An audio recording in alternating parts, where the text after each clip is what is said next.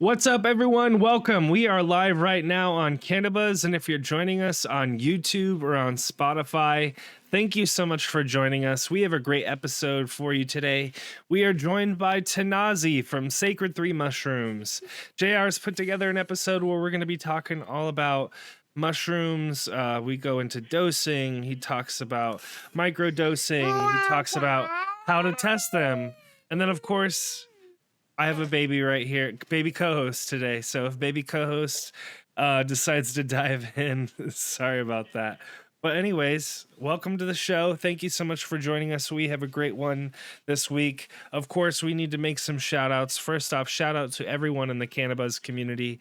If you'd like to support this podcast, if you'd like to support the channel, like to help send JR to places like the Dude Grows Cup or to farms out there on the West Coast, he goes out there with a camera. He can come back with footage. If you want to support that and be a part of that, please join us over at CannaBuzz.app in your browser. We have an iOS app. I'm working on getting the Android app back on there. Just join us over there in the community. We'd love to see you, and use the code BUZZ for your first month free. We really appreciate your support. It helps this thing keep going. Also, shout out to LostCoastPlantTherapy.com. If you'd like to use an IPM organic IPM spray in your grow outside or inside, check out LostCoastPlantTherapy.com or check it out at your grow store or on Amazon, and we really appreciate their support. And then, of course, we always shout out Sacred 3 Mushrooms. This whole episode is about Sacred 3 Mushrooms. So thank you to Sacred 3 Mushrooms for his longtime support of the show and longtime support of CannaBuzz, period. Back there behind his, over his left shoulder there, you can see the grow kits there where we've done previous episodes where he actually breaks it down step by step on our episodes and on his content on his website, where he walks through how you can grow your own magic fungi at home. So make sure to go to sacred3mushrooms.com, check out their kits. I believe you can use a code CannaBuzz for a discount. Yeah. Yep. CannaBuzz gets 10% off. Yep. Nice. And then he also has links over there to spores, which for me, as someone in California, it can be kind of hard to find things like that. So it was really useful to me that Sacred 3 Mushrooms has everything you need: the kit, the guides, the spores, everything right there. Sacred3mushrooms.com. All right, JR, I'm going to throw it over to you. Excellent. So far, Tiki announcements in season. Tiki has an outdoor triple pack he's doing. It's kind of a dealer's choice. You pick your 3 packs for $250, and all of those will be well suited for the Northwest or those kind of climates where you want to get in, get out, or something that's really resistant. So check out tikicuts.com for his cut sale that he's got going on for the outdoor 3-pack. Then we want to talk about rawgenetics.io. Brad over at Raw has a Platinum Paloma. So he's finally getting out some of the Cherry Paloma breeding projects that he's been doing. And this one is Cherry Paloma by Ziggy Guy, which has been a lot of his Z work that he's been focusing on for over 5 years, or say at least 5 years now.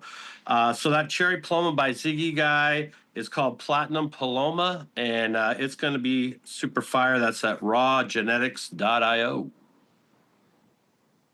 Awesome. Well, JR, I'll let you kick off the first question, but, as always, welcome to the show, Tanasi. It's great to have you back. JR has this titled Sacred 3 4.0, so I guess this is your 4th iteration on as representing Sacred 3. I think, but you've been on the show, several times over the years. We've been friends with Tanasi, since the beginning, and so we're excited to have him back. Always fun, always super interesting. Welcome, Tanasi.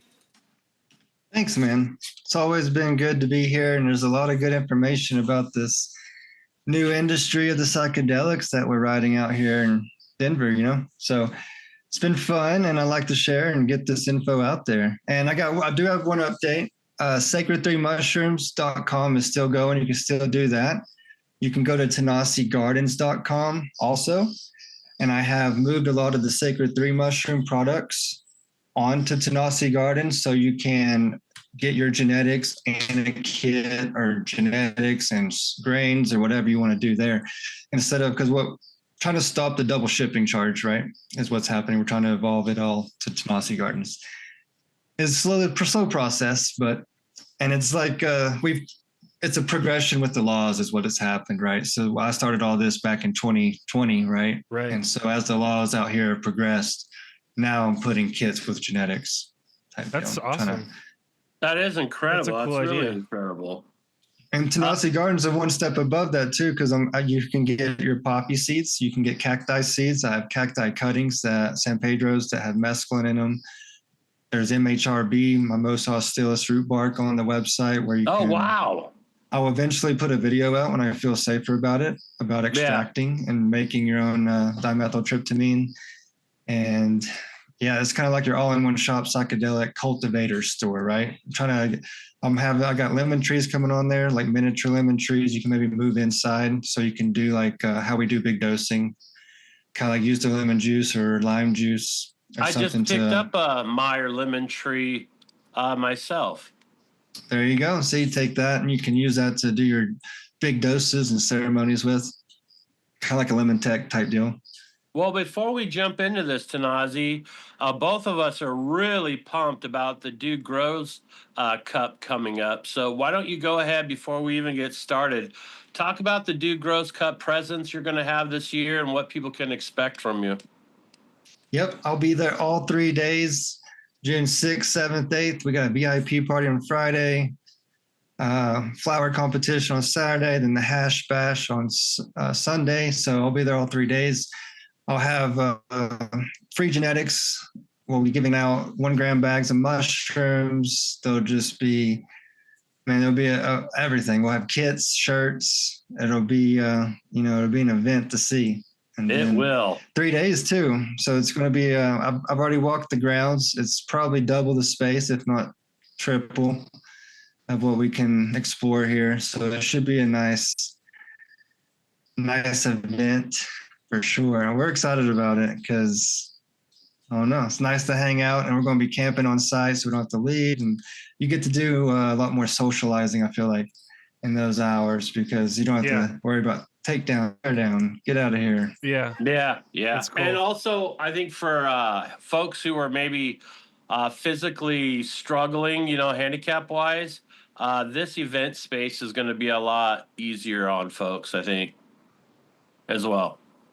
Yep. There's a garage. There's like gravel in a garage area that's going to have a lot of booths and action and glass blowing going on. Lots of food trucks. Tattoo artists. I think everybody will be, people are going to be amazed this year, because I think it's expanded into, now we're outside the tent, right? It used to be everybody inside this tent. Yeah. All these booths. And now it's growing to be, now there's multiple spots outside, which is, it's nice to see this event grow, and the people, man, that come to these events. It's just, there's so much love and appreciation for what we do. Like, grow your own, like trying to teach people to cultivate your own that's everything, right? To the entire community. Yeah. And we're giving back people's access to nature that's been blocked, for so many years. Mm-hmm. Sweet. Well, let's get into it, man. And basically rediscovering and the way to use this tool, tools of the natural medicines, right? Absolutely. Like, unless you go to a jungle situation or an ancient or little tribes that have been doing it, maybe how Maria Sabina, that type of culture was doing it. Unless you learn that way, there's no other way that us Americans have. This is forgotten knowledge to us, right? Yeah. And I can go down that rabbit hole for years, because I feel like, there was always those forces that were intimidated by our access to nature, intimidated by our access to be able to heal ourselves,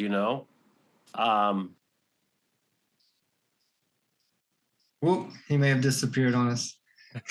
Yeah, he accidentally dropped himself out of I've seen him tap his camera. Yeah. But to hit on what he's saying, but yeah, man, like, we gotta, as these laws and stuff progress, little churches and people who are psychonauts are going to develop these methods and ways to use these compounds, because not everybody's going to do the same ceremony, right? If you're discovering it for yourself, you're going to make your own pathway, right? And it's going to be an Americanized way of sacrament, right? All right. I'm back, folks. And Ooh, that back. was lame. I am doing this on remote, and no matter how many times I try to put this on Do Not Disturb, phone off, everything, there are certain people in my contacts that can get through to me. I don't know if they're emergency contacts somehow or what, but yeah, that just happened. That's always a good time. No So worries. anyways, So we can dive in. Yeah, he was giving We can his dive answer a into little some bit. questions here. Yeah. So first of all, I wanted to kind of talk about just from a chemistry perspective, when someone consumes psilocybin and it's converted to psilocin, how does that kind of affect the brain, and how long does it take before you start feeling those effects?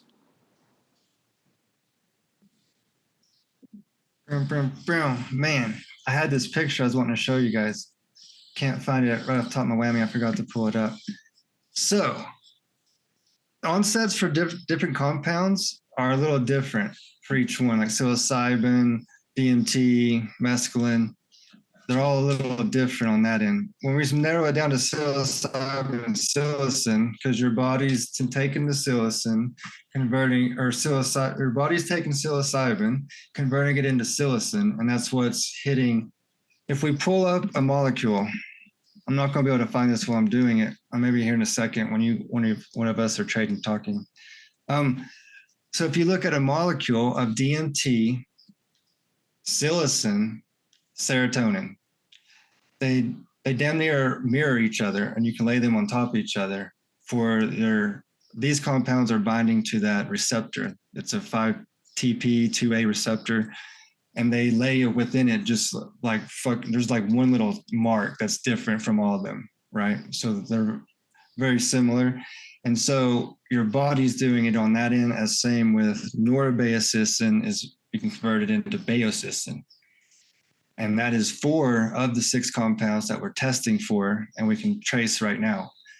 That, I believe, will grow like the cannabinoids did. The CBD list just kept growing as we found more compounds. I think these tryptophans are going to grow, and we're going to find more compounds, because even with the 6 testing right now, there's a huge dramatic difference when you eat one with like 2 or 3 of the compounds and you eat one with 5 of the compounds. There's a dramatic difference in those, I feel, and what the trip is. And so do they have what you would consider, like in the cannabis world, an entourage effect, where azarescents are going to be a completely different effect than if you're eating Cuban's penis envy? I'm excited to explore that field and see more, because I have some Pinellia sciences that we're growing to see, because they're hitting like 1% more than the cubensis are.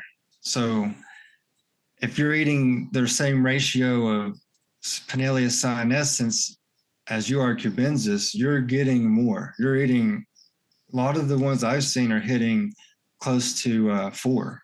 They're like 3.8. They're winning cups at 3.8, 3.9, I think.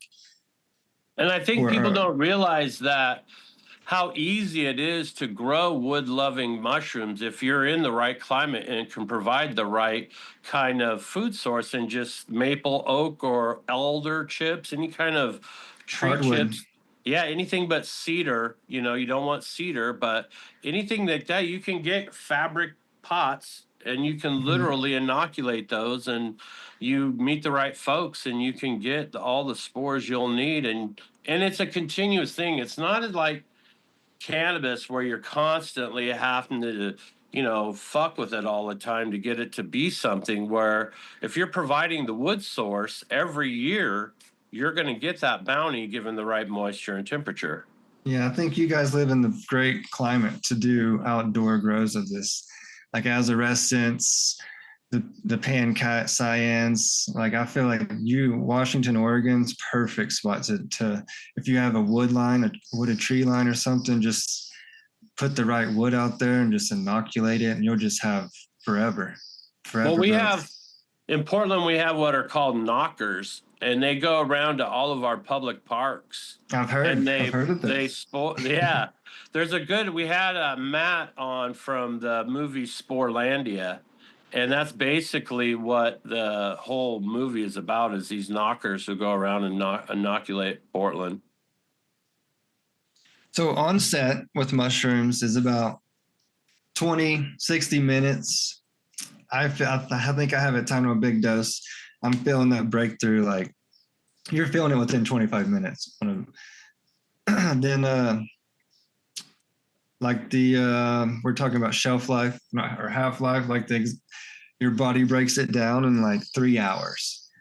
Even on the largest dose that I've done, I'm still 3.5 hours. You're back baseline. I'm able to hold a conversation with someone, right? You're still lethargic and you're like a little like tipsy. You might need to go lay down on the couch, move from the bed to the couch. You're not really doing too much, but you're not like, the visuals aren't really like bam in your head, and you're able to conversate. You might be a little loopy and be like, oh man, what just happened? But about 3 hours max, right?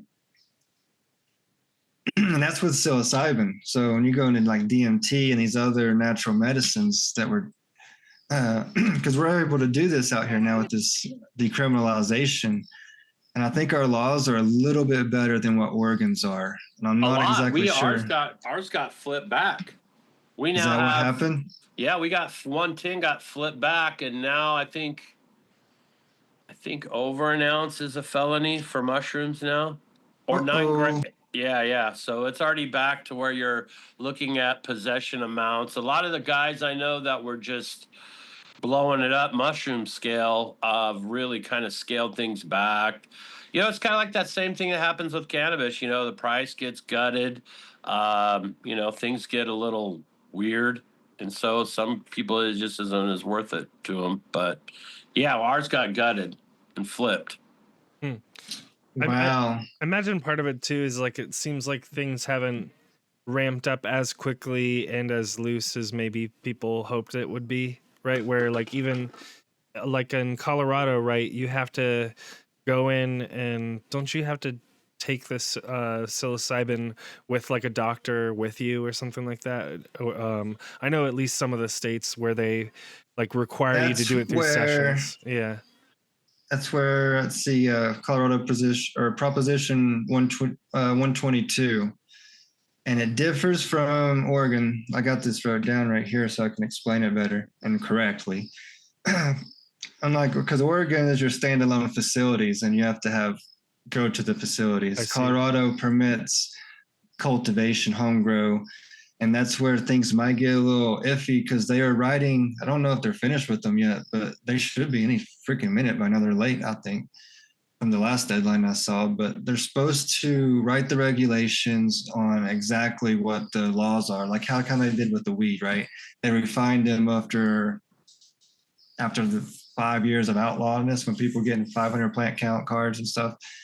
So same thing is happening. They're writing regulations and stating, but right now you can grow for personal amounts and you can give away mushrooms. You just can't distribute for money. That's the only thing that's basically gets you in trouble. Okay. But that's where the regulations, I think they might try to restrict it down to these clinics, right? And that's where churches will be a loophole in that. That's a very good pathway for if you're into giving or medicine to the public, right? That's kind of a good way to go about it. Or like what we do, that's what we harp on, is like grow your own, right? Your own cultivation, get your own stuff to grow your own stuff. There's therapy in that itself. And then you can I don't think you need a clinic, but some people are that type of people where they need a professional that is telling them exactly what to do and they feel safer about it. So I see the benefit of it, and that's do it. If you got the money, do it. But if who's got 5K to throw at their therapy, that's good. But not everybody's got that, right? I have a follow-up question because I have a friend of mine who lives out in your kind of neck of the woods. He's been going through this, and he's been posting his kind of updates here and there on Facebook. And he was really struggling where, you know, this was kind of, he felt like one of his last, I don't know what you want to call it, options or whatever, you know, tools in the toolbox that he could try to help, you know, get his mental kind of right. And I think he did a few of those sessions or whatever with a doctor, and it just didn't make an impact on him or didn't have the desired effect.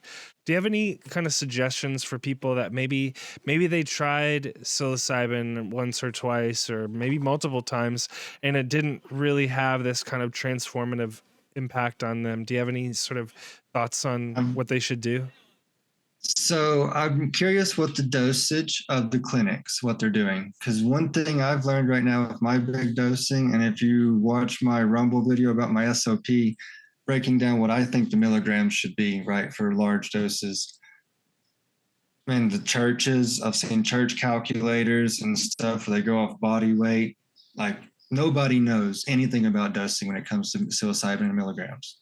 So I'd be curious what the clinics are giving you, because I don't think that's the highest. If you do any type of white paper search or anything by John Hopkins, they're doing like 40 milligrams maximum ever, like wrote down clinically studied 40 milligrams. And I don't even think the door opens for people until 75 milligrams when I'm doing what I'm teaching with people and my friends. But I also already between probably 7 friends that I've taught my like SOP, my ceremony to, I've seen 2 of them really take a fucking south turn, right? Not good. And one of the fellas, his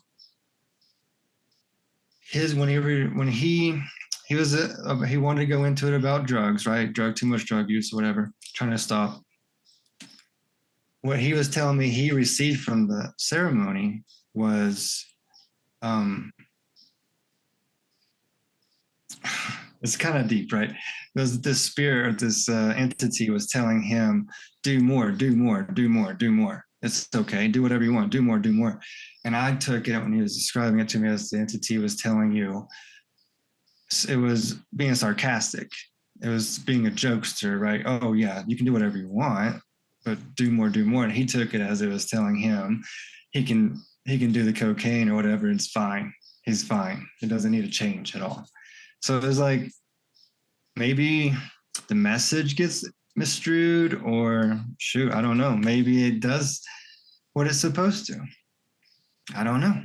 That's why I harp on in my podcasts about big doses on Rumble. I'm very like harm reduction, right? These are my thoughts, my feelings. These are what I'm doing, right? And I try to give you the best baseline that I can to, as a guide, I suppose, to do harm reduction, because if you don't do some things properly, I feel like you're gonna hurt yourself. Or if you've already got problems, man, might amplify them, really. Right.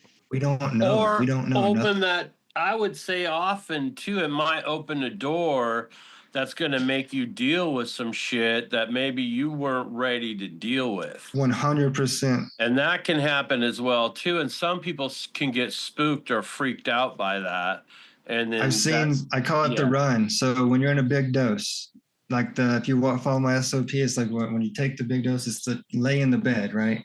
You might get up and go pee or whatever, get up to puke, but you're basically laying in the bed for the next 3 hours. And you'll see it when people about an hour in, it's the breakthrough, and you're faced with that, right? It's a big old ego death, and you're faced with that little reality of what's happening. And a lot of people like jump up, fucking walk around the house. It's like, oh, and I call it the run, and they're like running away from letting go fully, I believe. And sometimes they'll make up, I thought I was going to die. I was like, well, yeah, but you're not. You physically aren't going to die, but you feel like it mentally, right? And a lot of people jump up and run away from that. It is scary. And that's something I think, just like going to a therapist, right?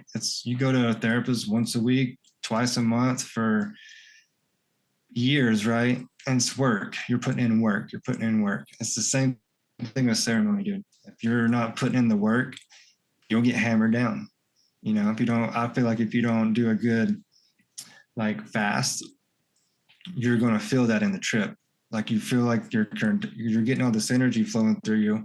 And if you've got like nasty food or like not a good diet and like a lot of pharmaceuticals, maybe, like I don't do a lot of pharmaceuticals, but I feel like if your system is clogged up basically with stuff that's not the best for humans, right? A lot of sugars, caffeine, those things I think can cause physical pain in the trips. These are big doses too. We're talking like we're pushing 75 milligrams as a starter, but like I'm pushing like 150s, right? Ranges for sure. Can you kind of break that down for us? Because I'm starting to come across like, oh, hey, here's a 300 milligram chocolate or whatever. So, like, if I've got the traditional gram of mushrooms ground up in a sense, basically, what am I looking at milligram wise? So I think a good average for people, like especially like landrace varieties, without getting into penis envies and albinos and stuff, your landrace ones, I feel like if a good substrate, quality inputs, quality outputs, right? Very achievable is 1%. A 1% concentration in that test result. And that's milligram per gram. So you got 10%, 10 milligrams, 10 milligrams per that 1 gram of mushroom. So that makes sense. So, like, when they're handing me the 300 milligram chocolates, like, I mean, an 8 around. 300 milligrams. See, that's where whoever made the chocolate, I feel like, I don't know. How big is this chocolate bar? It's a square. And it's not made with extracts. Okay. You're talking, okay. A square. You're one single square. You're talking so that's 300 milligrams of chocolate. How much, like, raw So mushroom? you're talking 0.3. You're 0.300 is what you're describing, right? Yeah. It's a microdose. That's the high end of a microdose. And that is 0.03. I'm not good with mathematics off the top of my head. But if you eat a 0.1 of a mushroom that weighs or tests at 1% compounds, you're eating a 1/10 of a milligram. Okay. No, you're eating probably around 2, right? Or about one-ish, 2-ish milligrams, I think. Okay. Is the calculate, because numbers are tough, right? And I feel like a lot of people might miss that. So when you're doing your microdoses, 0.000, 10th, 100th, 1000th. You want a scale. I like a scale that reads to the 1,000. Yeah. So that way I can see that back end number and know if I'm above or really below that 0.1. Because it's just the same thing as you're weighing out MDMA, right? To do the point, 0.1, 0.2. That right there. Does that make sense without a visual? Yeah, I think this is a good opportunity to kind of jump into the next series of questions that JR had about microdosing in particular. So could you talk us through, like, what is microdosing? What is that like doing to people, or what kind of effects does it have on people? And then you could talk about what is a typical microdose of psilocybin. So let's go back to the scale real quick then. So anywhere from 0.1 up to 0.3.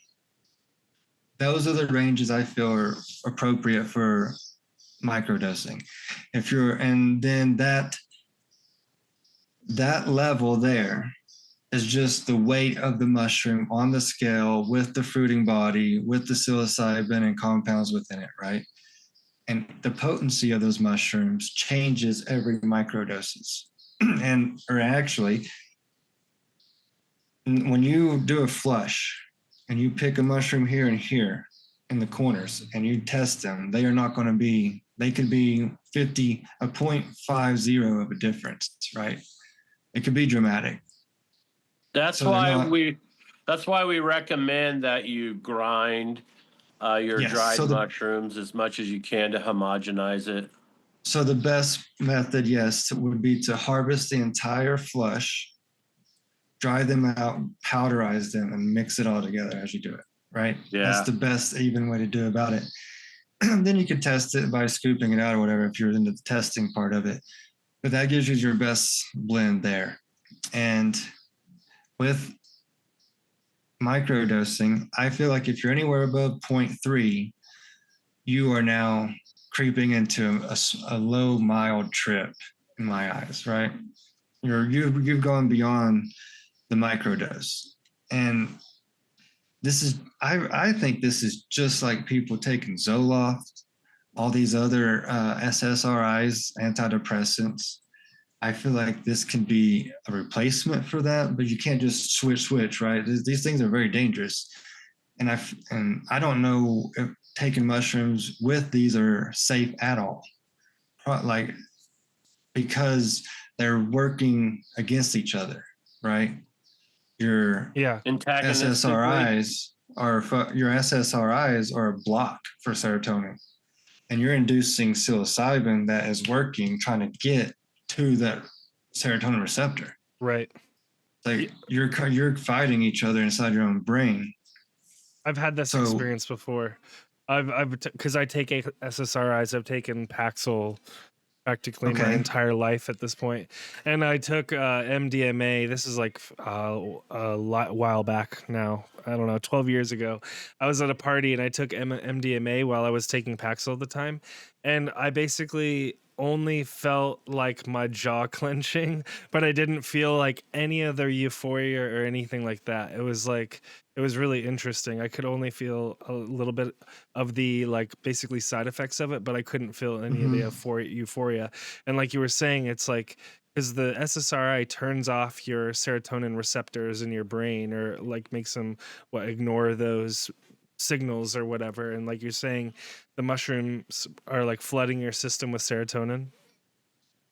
Right. Yes. So it's flooding it with psilocin, right? Which is binding to that 5-TP2A, I think that's it, receptor, 5-TP, HT2A, something like that.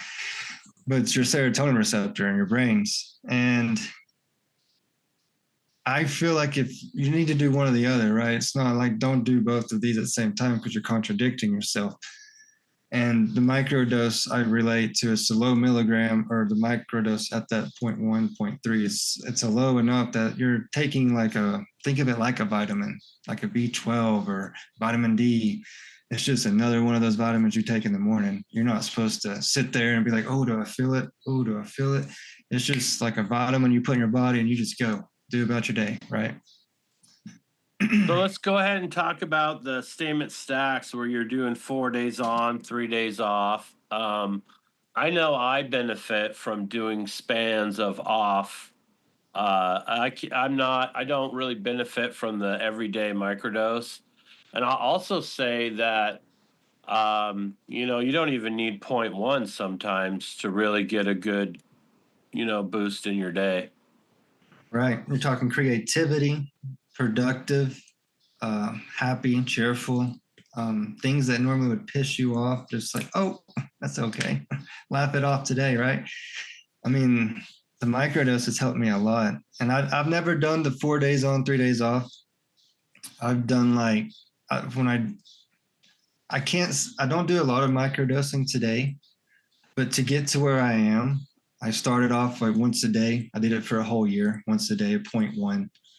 I've done the one every 3 days. I've done that since I've been like these last 2 years. I've been really just big doses, dialing in the milligrams on big doses from all the test results that were actually kind of like able to calculate what we're doing with them. I feel like the microdose doesn't do me the same no more. It's now I need to go in, right? Put the helmet on and go into the big dose. And it's bleeding into the day where it's bleeding into months where I don't even need the microdose.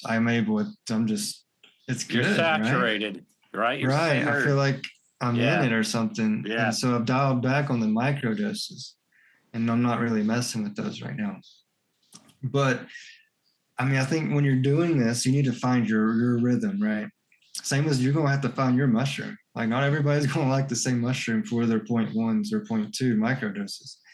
And I think you're just going to have to try to find your rhythm where maybe you take it every day. I don't know. Then maybe the Paul Stamets 4 days on, 3 days off. Maybe do it every other day.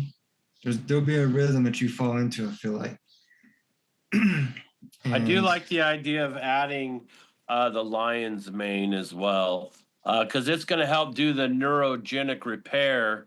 That's going to help you kind of try to get all those circuits. Because to me, I've always explained those experiences like defragging a hard drive.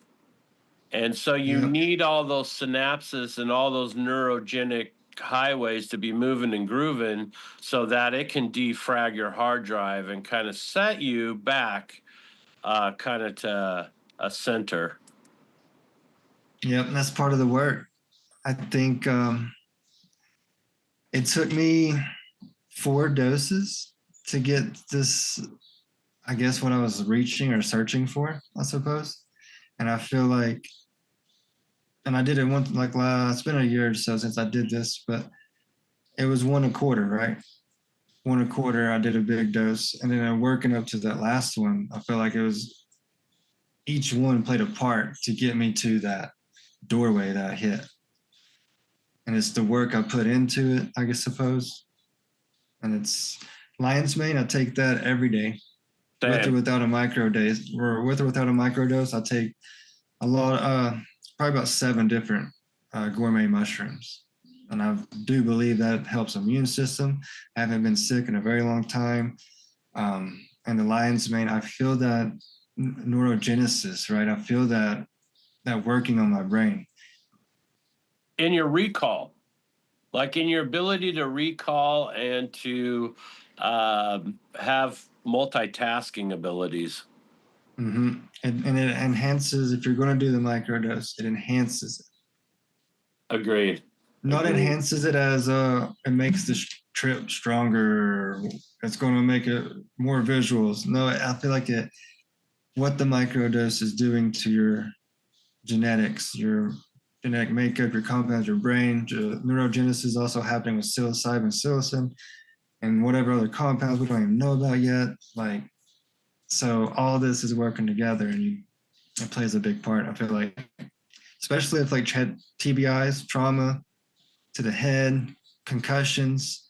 This is really good. Aging, I think it's really helpful for people who are having problems with aging. Cognitive stuff, like the cognitive stuff, it's really helpful. Huge. With the correct microdose, say, I've seen people who take a lot of narcotics for like painkillers. They've used a stronger, like maybe a penis envy or a stronger type of mushroom and ate like a 0.3 or 0.2 of it for their microdose. And it's actually got them to relieve a lot of that pain, and they've cut back on the pharmaceuticals. I've seen that a few times play. Yeah.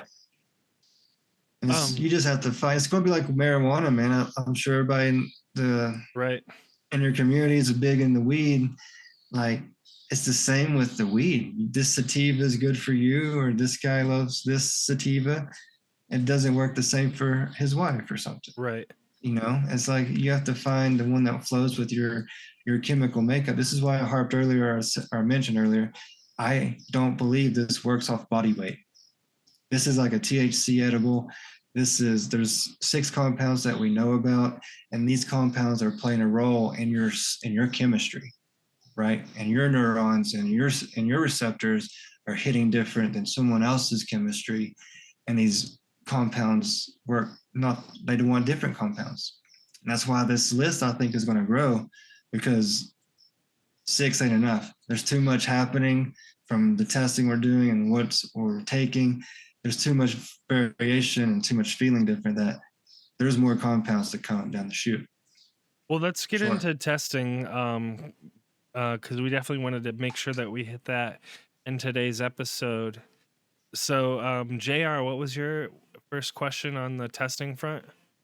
So of those 5 that you kind of mentioned, what are those primary active compounds, and kind of what's their relationship to this entourage thing we talk about? Okay, I'm going to screen share. Let's do this. Screen sharing's not turned on. Can we screen share? There we go. Well, it looks like you'll... Yeah, we're good here. All right, let's pull up this test result. Holy snikes, everything went away from me. Are you able to see it? Yeah, we can see it. Okay. Are you able to see my cursor at all? Yeah. Okay, so you can kind of see over here, the darked out ones, shaded. Those are the compounds we're not testing for. So you can see the numbers are the ones that we are. And you're going to go down from the top. Is aeruginosin. Not many have that. That one is on the back end. There's a few mushrooms actually have that compound in them that we're able to test for. Baeocystin, next one down, and neurobaeocystin. So your body is also converting neurobaeocystin into baeocystin. Then your bottom 2. Or there's that's not it. Nope, psilocin and psilocybin, right? And those, your body's converting psilocybin into psilocin. And your body, like how when you do an edible, right? Your body's converting THCA into THC in the liver. I don't know if this ain't actually happening in the liver, but I don't know about that. But wherever it happens, it gets to your receptors, right? And psilocin is binding to serotonin. And I don't know about the other the 3. So arginicin, baeocystin, neurobaeocystin, psilocin, and psilocybin. Those 6 there. 1, 2, 3, 4, 5. It is the norpsilocin. So the norpsilocin is one that I haven't seen a mushroom have norpsilocin. I know this is very confusing. So when we do testing, we really just focus on the psilocybin and psilocin. And that's where you get most of your compounds are going to be. Can home growers get access to testing, or do you have labs that you could recommend or that you work with? Yep. This lab here, Altitude Consulting, is in Denver. And you can send them test results and do the same thing. And I recommend Magic Myco. He's on Instagram and Facebook, I believe, and X. magicmyco.org. He's doing testing. Also, he's out in Florida. And actually, Magic Myco is running a cup right now. If you wanted to enter his cup, you can go to magicmyco.org and there's a whole bunch of different things you click on, but find the cultivar cup, and you can enter that by sending him about 3 grams of mushrooms as a specimen. And the deadline for that is June 1st. And you can use the code TG50 and get 50% off your testing for that cup. So June 1st, magicmyco.org. You can do some testing there. So I recommend those 2 facilities. I've sent a lot of test results to them. And I was going to go deeper in these compounds. So when most mushrooms on these tests, you're going to have psilocin, psilocybin, and you may have some baeocystin. It'll either have just 2 or 3 those, right? When you see mushrooms that are testing that have the aeruginosin and the neurobaeocystin in them, I'm seeing it's like a wiggly leg. Like people are like, you want to move around in the bed, like you're grooving. Like it's a lot harder to hold still. And I don't know what's up with those compounds, but they make you want to wiggle. That's funny because in relationship to like cannabis, we just recently, just this last couple of weeks, had a new cannabinoid discovered out of South Korea. They found a new cannabinoid compound that was previously not known, which I believe they're linking to what gives you the munchies. Oh, which fun. could be which could be powerful in your selections, because as a bigger guy, I might want to avoid those strains. Yeah. I've already got that You part probably covered. breed out for that. Yeah, that's funny. So Let's see. Well, Tanasi, you JR mentioned that you won a competition recently. Could you talk a bit about that, and then also what kind of testing they do in that? bring it up here as well. I got this test result. So this is one Magic Myco that we just talked about.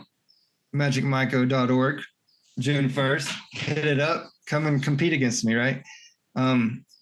So it's the Cultivar Cup. It's a biannual competition. He's been doing it, I think, last 4 or 5 years, I think.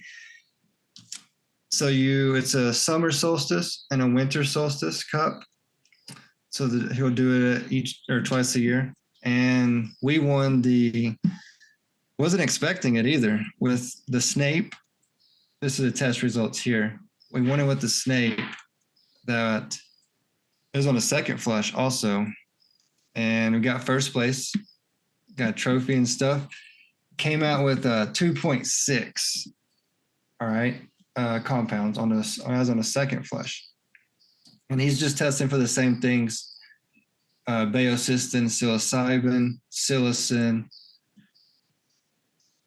Actually, he doesn't even have the other ones. He's just testing for those 4. 1, 2, 3. Oh, never mind. I'm seeing all arginicin. I was looking at colors, guys. Sorry about that. But you can see norbaeocystin, baeocystin, same thing, right? And total alkaloids comes to 2.6.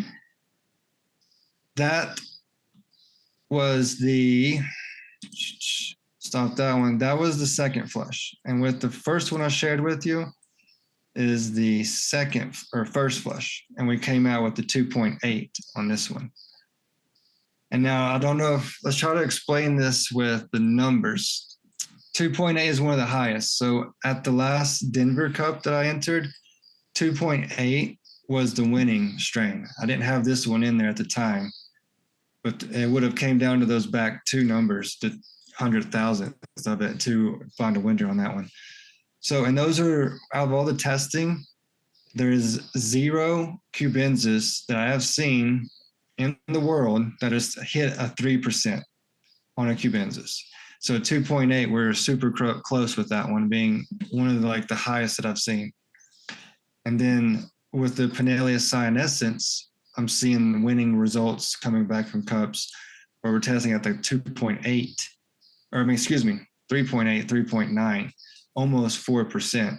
So even at the highest level of a cubensis, you're still 1% above on a Pinellia cyanescens. So would you say that overall the wood lovers are more potent than the dung lovers? 100%.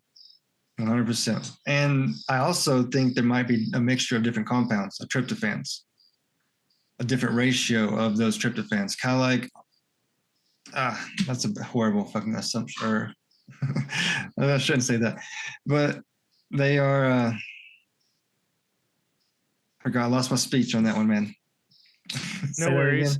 So, sorry, he was asking, are the dung lovers less potent than the wood lovers, right? That was the main question. Yes. Yeah. Yep. And that's also because the ratio of the compounds within them are different too. So when you dry a mushroom, I can take this result right here, I got 2.7 on psilocybin. I can introduce heat in the drying process and I can lower the psilocybin and raise the psilocin. This is the same concept of when you make a tea or you're doing a lemon tech, you are converting compounds. Psilocybin is being converted like it would be in your body to psilocin. And so when you consume that tea or that lemon tech, you've already started the conversion process. So it feels like that's where you get the entourage effect, right? Oh, it hit me harder and faster. It come on quicker. Yeah, because your body didn't have to break it down. It went straight to receptor. And then so it also half-life, right? It doesn't last as long. You might have went up quicker, but you come down, the trip is going to be much shorter. Interesting. So when they're doing the judging for these, are they taking into account the different types of species that come in, or is it just open winner take all with the numbers? Nope, they've got categories. So you would enter a cubensis category or a Pinellia sinensis. They have a mescaline category in a lot of them. Amanita category, send in your amanitas because it's a whole different compound itself. Extracts, I think there's an extract category. So people are already doing extractions on psilocybin and whatnot. Yeah. And so that's go ahead. And that's what I'd like to see a lot more of, to see where it goes, because when you take the compounds out the mushroom, it no longer has anything to protect it, and it degrades, decarboxylates. Psilocin turns into psilocin, or psilocybin turns into psilocin much quicker. And so when you're working with an extraction of it, how are you putting it in something to preserve it, like to keep that from breaking down? Like there's some tricks to the trade here, or else you're just getting, I think you might be getting a higher dose of psilocin than psilocybin. This is a real side tangent, but I can remember being a kid, and when we would pick mushrooms, and we would eat mushrooms in it, and we would be out in the freezing cold, I would notice that we would not get nearly as high. And so we started going in our rooms and like cranking up the space heater, getting the room super hot before we would dose, so that we would have a full trip. Okay, so you were probably playing with compounds then and decarboxylating them in a sense, because even at room temp, they'll do it over like a 3-month period. Well, what my trick is I would go out and pick in the fields, and I would come home and I'd make tea, but I would add like grape Kool-Aid to it and a little bit of sugar just to make it a little more palatable. And then I would like bottle those doses in New York seltzer bottles, and I would sell those at parties to get money to buy weed. But over time, I just kind of learned that, if we were in a hot room, things would be a lot better than we were out in the woods in the freezing night. That's interesting. We're kind of running out of time, so I'm going to give JR a moment to figure out what kind of last couple questions he wanted to ask, but I was going to throw in one. He had one it earlier in the show, but we kind of deleted it because we wanted to move on to another topic, but I wanted to kind of bring it up again because so the topic was about ego death and kind of this feeling of unity that people can feel. And I guess I wanted to make a comment on it. I was thinking about my friend earlier who's really struggling, and I was thinking about why he might, be struggling mentally. And I think we oftentimes, or at least speaking for myself, I've struggled at times when I've lost a job and you struggle with like your self-worth and your value, or maybe you lose your career and you kind of don't know what the hell to do with yourself. 25 years ago, almost to the day, my dad committed suicide. And I think a big part of that was he was really struggling financially and with his business was failing. All these things that were kind of probably a big part of his identity were kind of crashing down. And I think we all struggle or go through those sorts of struggles. And it's interesting that psilocybin puts you through this process of kind of ego death and things like that. So I was just kind of curious your thoughts on why that is, and maybe why that's like an important part of the process of getting through whatever we need to get through. Yeah, I feel like we put on these faces, right, throughout the day, or you develop this persona as you grow up where this is who you are, right? As a person, this is, I do this, I do this. And that's just a face, right? Many faces, and you act differently around people, right? Different people that you're involved or socializing with. And when you get into a breakthrough dose, 75 plus good milligrams, you're faced with that. And I feel like a lot of people don't like to face their true self. And it makes, in a lot of my trips and big doses, I'm reassessing everything in my life. I'm reassessing my intakes, things I consume, food, drugs, whatever. And I feel like it makes me really rethink what I can do, right? I'm not trapped in how good life really is. And it reassesses me to where it makes me think of how good I really have it, how life is good. I haven't done it in hard times, right? I don't know if you're dealing with divorce or dealing with something traumatic in your life. I feel like the mushrooms have helped me through a lot of the past stuff, like traumas, you know, PTSDs, TBIs, and like some anger bullshit. I've progressed with it, but at the time you don't want to do it, right? Somebody gives you the solution, you don't always take the pill because it's scary. It's fucking scary, man. And you just have to. I think there's a lot of stuff that we get kind of programmed with over the years of being exposed to the environments we're in. And all of us have kind of different realities. My reality in Oregon is much different than the guy who lives down in Louisiana. And so all that programming and that messaging and all that stuff, a lot of it erodes to who the person you are inside. And so you try to become something to please all of these expectations, and sometimes it's at the loss of yourself. And so I think sometimes when you take these experiences and all that external bullshit comes crashing down and all you're left with is yourself, that's when you can start doing the work, and that's when you can start knowing yourself in a way that you can do, like Tanasi says, hey man, maybe this bullshit I'm doing maybe isn't in the best interest of who I am and the betterment of my experience here, you know. And if you look, I've always thought of our lives as an amusement ride, like a roller coaster. There's an absolute beginning, you ride it, there's the turns and twists and upside downs we call life, and then you get off the ride, there's an exit. And then what you've gained from riding that ride determines what the next ride is going to be. I feel like it follows you into the next life, and you're judged.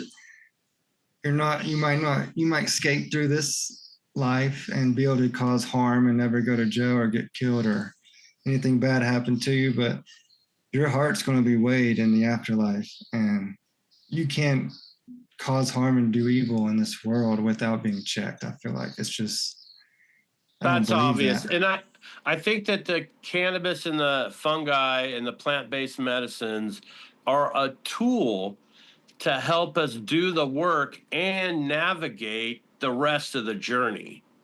That's where I feel like it's clutch, is navigating the rest of the journey, because God knows we're all in a mind fuck right now.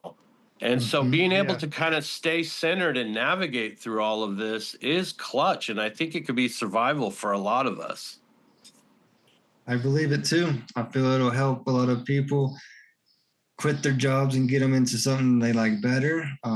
Drug addiction, it'll just, but here's the thing, we have to teach it, right? Yeah. You have to, I feel that's why I hate to say that, oh, I'm right and everybody's wrong. Shit, I don't think that at all. Nobody knows anything about dosing. But I feel like if you're hitting these milligrams, there's good work to be done there. Things that I don't feel like are achievable on the 40 milligram, a 50 milligram.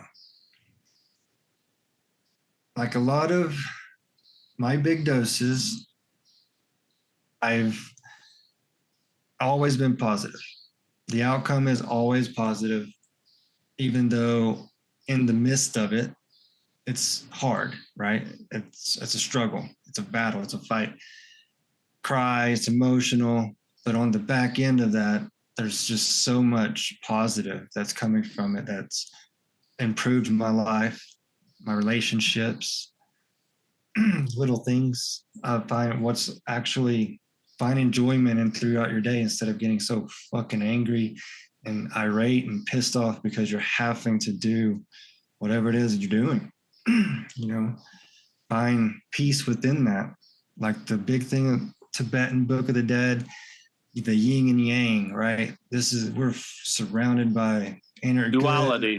Good, Duality. negative, positive energy, duality. You're surrounded by this, and just 3 words. Someone says something to me. Oh, fuck that. Your tone. Oh, fuck yeah. Or like you're just changing your tone and the way you say 3 words changes the entire conversation with your loved one, your child, a friend.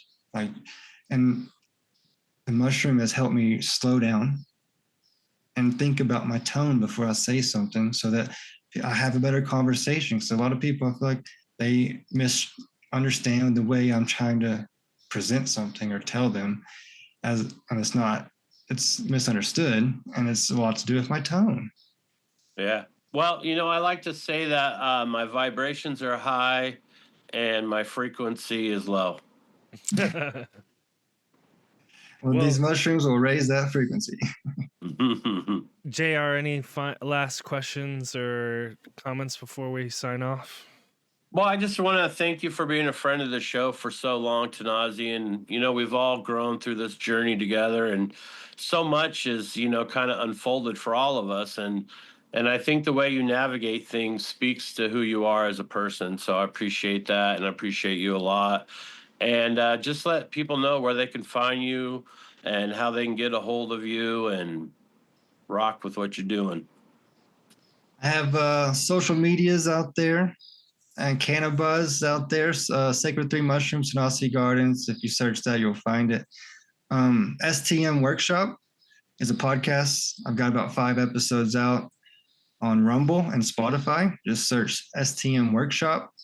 And that's where I'm going over test results, big doses, what I'm doing, and I'll break down a 10-gram dose for you and tell you exactly every 5 or 10 minutes what's happening. And we go through it, right? Kind of clinically take these doses and put them out there for information, right? So, and then TanasiGardens.com. You can use CannaBuzz to get you 10% off.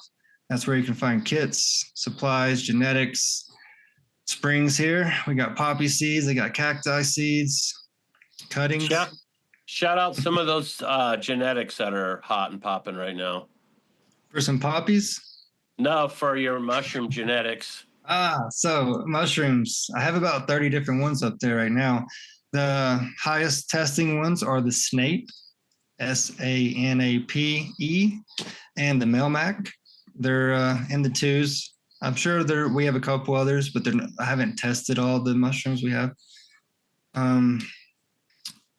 Old Dirty. So if you stay on the penis envies, we have bundle packs and stuff. If you're experienced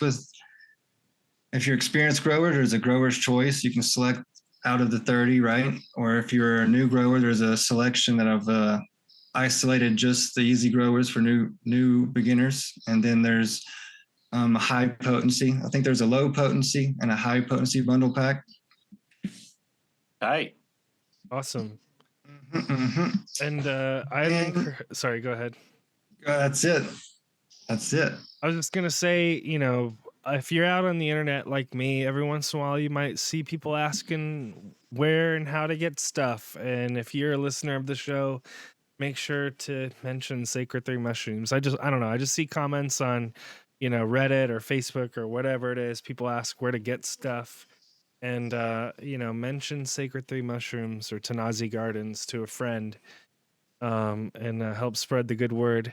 Thanks, Tanasi, for your time. We really appreciate you spending the time to talk through this subject. Like JR said, this is an important topic to us. It's a part of just such an interesting, evolving space that we've been in over the last several years, and I'm glad that you're continuing to dive in. It's fun to hear the evolution of the service that you're providing, all this packaging that you're doing, all these different things. It's just really great to hear, and so I hope that our listeners support it.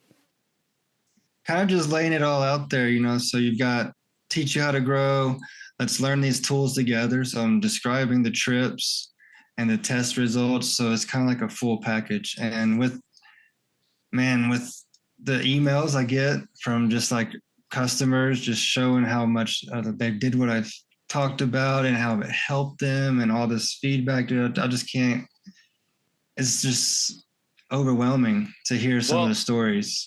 We're at a time now, Tanasi, where more than ever, we need to heal the nation mentally, physically, and spiritually, brother. And all of those things have been disjointed and disconnected, and all those things need to be unified again. And so I hope that the work through the plant-based and fungi-based medicines will be able to do just exactly that. Right. And we're breaking the taboo. So we grew up in DARE, drugs are bad. So that taboo must be broken, where you don't look at this as bad drugs, go to jail, die, whatever. This is actual medicine that is, if you use it correctly, it can really heal. And then the taboo of harm reduction from people doing the wrong dose in the wrong place, it's a traumatic experience to the point where they'll never, ever take another hit of acid or mushrooms ever again in their life. And that's the taboo. So there's those two things we have to kind of battle with and try to break, right? With harm reduction is a big thing, dude. That's what we don't want. Don't hurt yourself more because you didn't understand the rules. The only time I ever had a bad trip, 16 years old, didn't know anything about mushrooms. I got 3.5 grams, ate all of it in my room upstairs at my mom's house. I lay there for the next 4 hours with watery eyes, watching bugged out comedians on TV, thinking I was going to die. Do I need to go wake my mother up? So and if I knew the rules, no, you're not going to die. That would have been a completely different experience.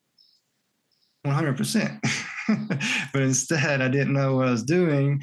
And I laid there for 3 or 4 hours thinking I was going to die. And do I need to go up and do I need to go wake my mother? So that was my first mushroom trip. Setting or whatever they say, right? Yes. Yeah. I learned early. Yeah. Well, thanks again for your time, Tanasi. Thanks for everyone for watching. Make sure you check out Tanasi's show on Spotify. That was cool to hear. They've been doing some updates recently on Spotify now, so that you can now see the plays for each of our episodes. You can watch our episodes on video, just like on YouTube, basically. You can comment on it and stuff like that. So if you like Spotify for whatever reason, join us over there. Obviously, check out Tanasi's show as well. We'd love to see you. Also, if you're watching on YouTube right now, thank you so much for watching. Leave a comment down below the video. Hit the like button, as our friends in the live stream chat always say. Hit the like button, and make sure to support the supporters of the show, including Sacred 3 Mushrooms, Lost Coast Plant Therapy, and Tiki Seeds and Raw Genetics. And I think that's about it. But that's about it, right, JR? I don't think we have anything else. This is a good episode. I like when we break it up, because a lot of our stuff is grow heavy, breeder heavy, genetic heavy. And so, it's good to open up the landscape and expand the conversation. And I appreciate it, Tanasi. I really do. Thanks, man, for having me. This is fun because I like to get this information out there, share it, because what we're doing is groundbreaking. And it's important. What we're able to do for the first time legally without prosecution, what are the possibilities of this, right? Just the beginning. Just the beginning. Mm-hmm. I'm excited, man. I don't know. I don't know. I'm so overwhelmed with the laws out here, and I hope they don't try to go back and critique them and narrow them down. Who knows what they're going to do? But right now, it's all groovy and gravy, right? So, well, let's keep it groovy and gravy. And as always, JR, Growers love. Peace, everyone. Have a great rest of your day.